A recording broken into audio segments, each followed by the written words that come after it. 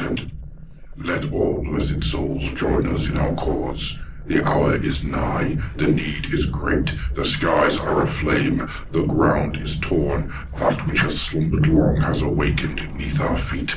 We shall smite them with truth, grind them back into dust, let the wrath of Mars fall upon them in great measure.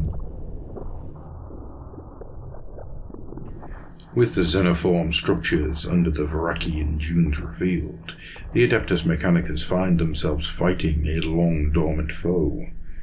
As the leader of the Necron Guardian forces emerges from his seclusion, the Skitarii are hard-pressed. Utter mayhem had broken out in the Varakian Dust Bowl, the obsidian-like stone of the Noctilith obelisks reflecting the blinding beams of blue and green energy that crackled through the rising dust.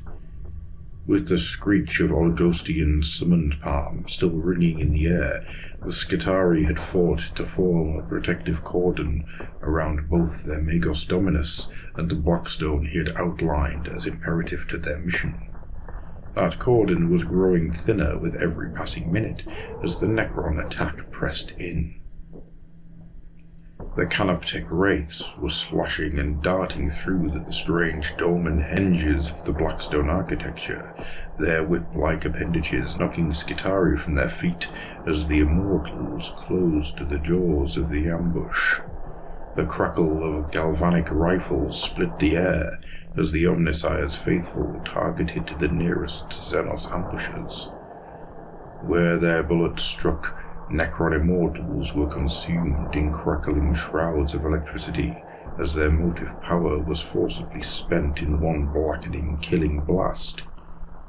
To the horror of the Skitarii, 3 of the scorched creatures scrabbled back up, stood unsteadily, and came on once more, Gauss blasters spitting. The arquebus that Capic Schlolent 33 had ordered set up atop the lintel of a Blackstone henge gave a crack, and one of the Immortals was struck full in the face, the sniper's transmurium bullet tearing head from neck in a spray of green sparks.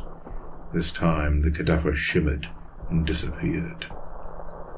Then one of the dolmen gates thrummed with a deep bass note, an eye-searing light shining out from beneath the lintel.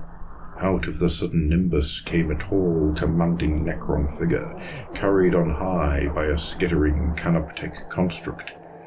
He was flanked by towering Lich-Guard, each bearing a hyperphase sword, their crackling dispersion shields held close to form a bulwark of alien alloy and arcane force. Agdahatz, the Technomandrite, raised his staff of light high, casting an imperious gaze as he swept the ornate rod outward towards the Martian foot soldiers. Wherever the staff's tip pointed, the red-robed Skitarii burst into flame, their static-laced screams shrill and unnerving. The Skitarii returned fire, those riflemen nearest to the new apparition sending tight volleys into the Lich-Guard striding towards them. The bullets ricocheted from the dispersion fields, one slug pinging straight back to hit the firer between the eyes. The Skitarii wavered on the brink of panic, only for a binaric imperative from Oleostan to redouble their efforts. The foot soldiers fought back hard, charging in with a roar to club Immortals into the sand with the stocks of their rifles and pull Canoptek wraiths to the ground with their bare hands. But their numbers were thinning fast. The Skitarii were outnumbered, and there was no route of escape in sight.